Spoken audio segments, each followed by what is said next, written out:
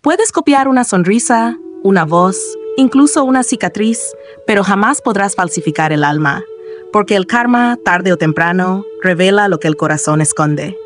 En una tarde luminosa, mientras el sol doraba los campos castellanos y el aire olía a tierra vieja y promesas rotas, Mateo Ruiz descendía por un sendero olvidado que cruzaba las colinas de la Sierra de Segura. Había salido de Toledo, donde se había presentado a los exámenes imperiales con el corazón henchido de sueños, pero la espera de los resultados le quemaba los nervios. Así que decidió regresar al pueblo de sus abuelos para encontrar calma entre las piedras antiguas y los árboles sabios. Aquel atajo que eligió era poco transitado, como si el tiempo lo hubiera borrado de los mapas por prudencia. El silencio era tan espeso que hasta sus propios pasos le sonaban ajenos. De pronto, al girar cerca de un arbusto reseco, su mirada tropezó con algo que paralizó su alma. Un esqueleto humano, desarticulado y blanqueado por el sol, como si el olvido lo hubiese desnudado por completo. El joven se agachó. No dijo palabra. Solo apretó los labios con fuerza mientras sentía que algo profundo dentro de él se agitaba. Buscó una porción de tierra húmeda bajo la sombra de un olivo viejo y con las manos desnudas comenzó a cavar. El sudor le empapaba la frente, pero no se detenía. Recogió cada hueso con cuidado, casi con ternura, y los acomodó dentro de aquella tumba improvisada. Luego cubrió el agujero y, durante un instante eterno, cerró los ojos y juntó las manos. No conocía a aquel difunto, pero sabía que nadie merece ser tragado por el polvo sin una despedida. Siguió su camino sin mirar atrás, y no habían pasado ni 20 minutos cuando un chillido rompió la quietud del valle. ¡Socorro! ¡Dios mío, que alguien me ayude! Mateo corrió sin pensar. Sus botas levantaban polvo a cada zancada hasta que divisó la escena. 2 hombres armados forcejeaban con una joven junto al cauce seco de un arroyo. Ella lloraba desesperada mientras se aferraba a una pequeña alforja. Los bandidos, con la brutalidad de quienes ya han perdido el alma, tironeaban de ella sin piedad. Mateo no portaba arma. Solo llevaba su voz, su presencia, su decisión. Se adelantó con firmeza. «¡Alto ahí! Si es dinero lo que queréis, tomad lo mío, pero dejadla ir, ahora». Metió la mano en su zurrón y arrojó al suelo las pocas monedas de plata que le quedaban, las últimas de todo lo que poseía tras años de estudios. Uno de los rufianes se inclinó con codicia, las contó, las mordió como si dudara de su autenticidad, y luego, sin una palabra, tiró de su compañero y ambos desaparecieron entre los pinos, maldiciendo en voz baja. La joven se desplomó al suelo, sacudida por los sollozos. Tenía las mejillas sucias, las manos rasgadas y los ojos como pozos sin fondo. Cuando logró hablar, su voz era apenas un hilo. «Isabela. Me llamo Isabela. Servía en casa del marqués de Albaicín. Un día rompí una copa de cristal y me echaron sin misericordia. No tengo familia, no tengo hogar. Solo quería volver a la aldea de mi madre. Pero ellos me quitaron todo, todo». Sus ojos se aferraron a los de Mateo con desesperación. «Por favor, no me dejes sola. Puedo cocinar, coser, trabajar el campo, hacer lo que sea. No pido caridad, solo una oportunidad. No quiero morir sola en este mundo que ya me ha olvidado». Mateo no respondió. Solo la ayudó a levantarse con una mirada serena. Y en el silencio que siguió, no hicieron falta más palabras. Aquel día, el cielo de Granada se vestía de júbilo. Las campanas repicaban desde la catedral, mientras los vecinos del barrio de Albaicín decoraban las calles con flores blancas y guirnaldas color azafrán. Era la boda de Mateo Ruiz, el joven erudito, que tras años de esfuerzo y estudio en Salamanca, regresaba para desposar a Beatriz Quesada, la hija del influyente don Rodrigo, un comerciante de seda con influencias en la corte de Sevilla. Todo estaba dispuesto. Los músicos afinaban sus laúdes y las vecinas más ancianas chismorreaban detrás de los visillos. La comitiva nupcial, encabezada por el palanquín que transportaba a la novia, avanzaba lentamente por el camino viejo que bordeaba los olivares y los álamos. Nadie se explicaba por qué el trayecto incluía ese sendero remoto.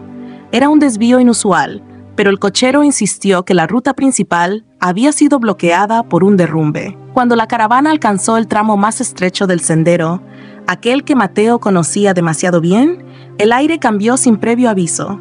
Un viento espeso cargado de un perfume agrio e imposible de definir, comenzó a sacudir los estandartes. Los caballos se encabritaron y los porteadores del palanquín tropezaron, como si una fuerza invisible los empujara hacia el suelo. Nadie pudo explicar de dónde venía aquella neblina azulada que de pronto se filtró entre las cortinas de la carroza. Duró apenas unos segundos, y cuando todo se calmó, los hombres encargados de cargar a la novia intercambiaron miradas inquietas. El palanquín pesaba más. Ya en el patio de la casa de los Ruiz, los tambores cesaron. Mateo, nervioso pero sonriente, avanzó entre los invitados para levantar la cortina del palanquín, dispuesto a ver por primera vez a su futura esposa ataviada de blanco. Pero en cuanto lo hizo, el mundo pareció detenerse. Dos mujeres, sentadas una junto a la otra, vestidas exactamente igual, lo miraban con los mismos ojos. Tenían los mismos labios, la misma voz, los mismos temblores en las manos al extender los brazos hacia él. «Yo soy Beatriz Quesada», gritó una. «Miente, yo soy la verdadera Beatriz Quesada», replicó la otra. El murmullo entre los invitados estalló en un clamor de asombro. Las ancianas se persignaban, los niños lloraban aferrados a los mantos de sus madres y los hombres intercambiaban miradas sombrías. Mateo retrocedió, pálido como la cal de las paredes. Mandó a llamar a don Rodrigo, a doña Inés y al hermano de la novia, Alonso. Llegaron corriendo, alertados por el alboroto. Don Rodrigo no perdió tiempo. Se acercó a una de las jóvenes y la examinó como si fuera una pieza de tela valiosa. Sus ojos, su manera de sentarse, la forma de inclinar el cuello. Luego hizo lo mismo con la otra. Su frente se arrugó como un pergamino mojado. Doña Inés se desmayó al verlas. Alonso, siempre escéptico, intentó tomar a una del brazo, pero la muchacha se apartó con tal rapidez que dejó escapar un escalofrío colectivo. El aire, de pronto, se volvió más frío. La sombra de algo no resuelto comenzaba a alzarse entre los muros de la casona. Y sin que nadie lo notara, desde lo profundo del huerto, allá donde el sendero de los huesos se conectaba con la memoria, algo o alguien comenzaba a reclamar lo que el karma jamás olvida. La tensión en el patio se podía cortar con un cuchillo. La joven a la izquierda dio un paso al frente, con los ojos anegados en lágrimas, la voz temblorosa, pero cargada de desesperación. «Padre mío, mírame bien, soy yo, Beatriz, la niña que usted cargaba en los hombros cuando regresaba del puerto, la que se escondía entre las cortinas cuando jugaba con Alonso». Pero la otra, firme, con una sonrisa tierna y una mirada segura, se apoyó suavemente en el brazo del hombre. «Papá, por favor, no dudes. ¿Recuerda cuando me corté el dedo cocinando su sopa favorita? Usted me curó con sus propias manos. Soy su hija. Siempre lo he sido». Don Rodrigo titubeó. Se llevó una mano al pecho y luego a la cabeza. Miró a una, luego a la otra. Dio un giro sobre sí mismo y murmuró como quien se ha perdido en su propia casa. «Esto es un mal sueño, son como dos gotas de agua. La misma voz, la misma expresión. Santo cielo, que alguien me despierte». Doña Inés, pálida, se aferraba al rosario con fuerza. De pronto, sus ojos se abrieron. El lunar. Beatriz tiene un lunar rojo muy peculiar, justo dentro del brazo izquierdo. Desde niña, con prisa, alzó la manga de la joven de la izquierda. Y ahí estaba, redondo, rojo, inconfundible. Un suspiro recorrió a los presentes. Pero alguien, quizás por sentido común, pidió revisar también a la otra. Y cuando levantaron su manga, allí estaba también. Exacto. Como si el destino se burlara del sentido común. Doña Inés retrocedió, desorientada. «No puede ser. Esto ya no es humano. Nos están jugando con el alma». Fue entonces cuando Alonso, con la frente perlada de sudor, gritó: «Beatriz, te di ayer un saquito con bordado de flores de loto. Lo escondiste entre tus enaguas, como siempre haces con las cosas importantes. Muéstralo». La joven de la izquierda hundió la mano en su falda y lo sacó temblorosa. Pero la de la derecha también lo tenía. El mismo bordado, los mismos hilos dorados, como si ambas manos hubieran bordado el mismo objeto al mismo tiempo. Alonso los puso uno al lado del otro. No había ni una sola diferencia. Nada. Ni un hilo fuera de lugar. El joven tragó saliva. «Esto es imposible». El silencio fue absoluto. Solo se oía el roce del viento entre las palmas y los murmullos de incredulidad.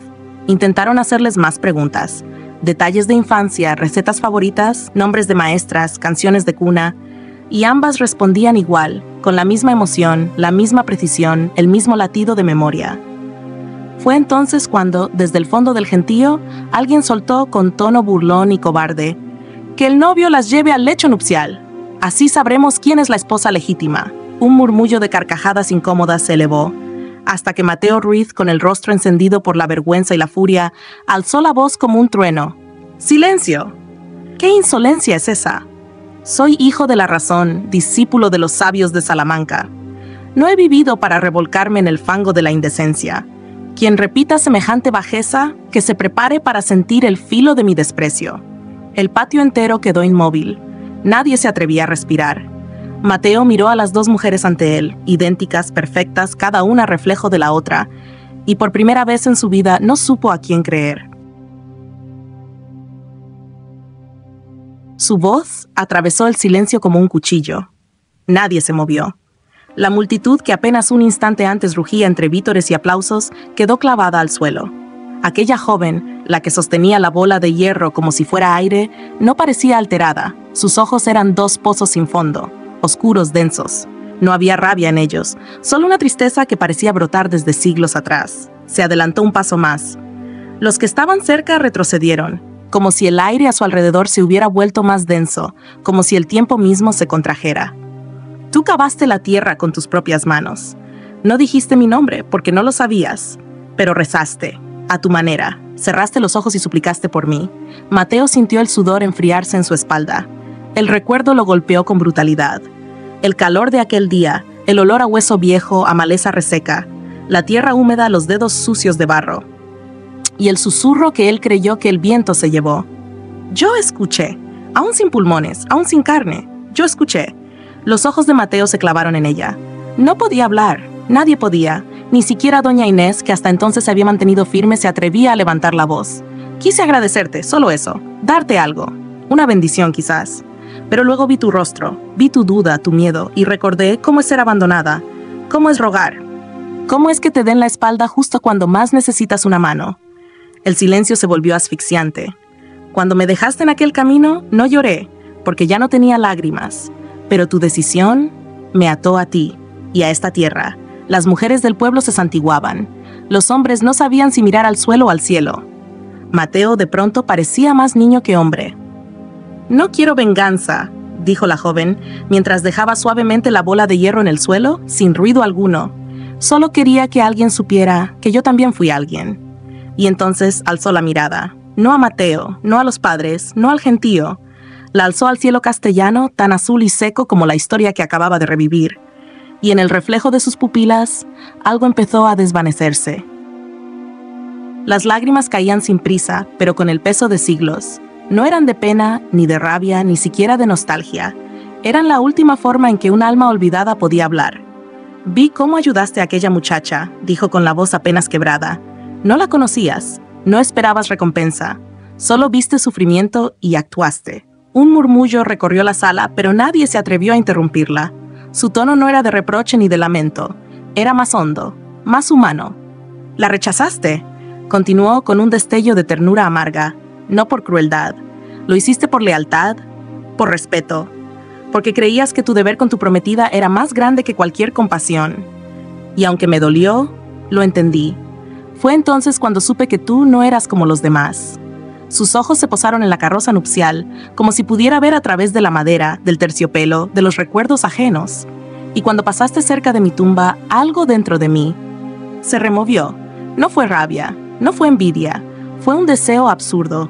El deseo de saber qué se siente estar viva otra vez, aunque sea por una tarde, aunque sea en un cuerpo prestado, aunque no me pertenezca. La multitud contenía el aliento.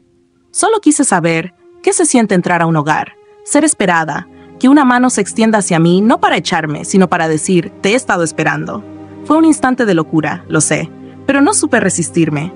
Se volvió hacia Beatriz, sin rastro de hostilidad en el rostro. Perdón, no fue mi intención arrebatar nada. Solo quise vivir, aunque fuera un espejismo. Y entonces, sin gritos, sin trueno, sin alarde, su cuerpo comenzó a disolverse, como si el viento la reclamara, como si el tiempo dijera basta. Una neblina azul brotó de su piel y en cuestión de segundos, donde había estado ella, solo quedó un hueco, y el silencio más hondo que se haya escuchado jamás en aquella casa. Mateo, aún paralizado, susurró al vacío, tú también fuiste parte de esta historia. Que encuentres al fin la paz que nadie te dio. Doña Inés, aún pálida, se llevó las manos al pecho y alzó la voz con temblor y firmeza. Todo ha pasado. El engaño terminó. La sombra se fue. Nuestra hija está aquí. Que no se pierda lo sagrado de este día, que suene la música. Los tambores retomaron el ritmo, las flautas, la melodía, los invitados, aún perplejos, aplaudieron, y la ceremonia prosiguió, como si nada hubiese sucedido. Pero en los ojos de muchos, algo había cambiado. Desde aquel día, cada vez que Mateo y Beatriz cruzaban aquel tramo de montaña rumbo a la ciudad de Úbeda, pedían al cochero que detuviera el carruaje. Descendían en silencio, caminaban entre los pinos hasta un punto sin señal alguna, donde solo el viento sabía la historia. Allí encendían incienso, quemaban hojas de papel dorado, no rezaban en voz alta, solo dejaban que el humo se elevara, como un puente entre el mundo de los vivos y ese rincón invisible donde un alma errante por fin había conocido la dulzura de ser recordada. Dựa trên câu chuyện bạn vừa chia sẻ, được viết bằng tiếng Tây Ban Nha, với văn phong sâu sắc, cảm xúc và dễ hiểu cho khán giả nói tiếng Tây Ban Nha. El karma y la verdad, que siempre sale a la luz. La historia de las dos mujeres vestidas de novia no es solo una fábula intrigante, sino también una profunda enseñanza sobre el karma, la identidad y la verdad. Aunque ambas jóvenes sabían imitar cada gesto, cada recuerdo y hasta las señales físicas más íntimas, la confusión reinaba. ¿Cómo es posible que alguien pueda falsificar tanto y aún así no ser descubierta? La respuesta yace en una verdad eterna. La mentira puede disfrazarse de verdad por un tiempo, pero el karma nunca se equivoca.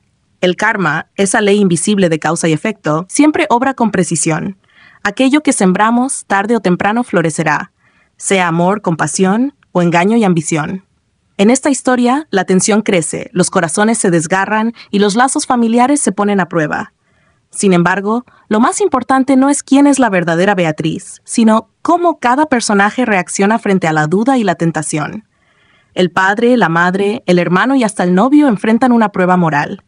Y ahí es donde el karma empieza a tejer su red invisible. Don Rodrigo refleja la angustia de todo padre atrapado entre la apariencia y la verdad. Doña Inés busca señales físicas, olvidando que el alma no se ve con los ojos. Alonso se aferra a objetos sin entender que el corazón no se puede bordar.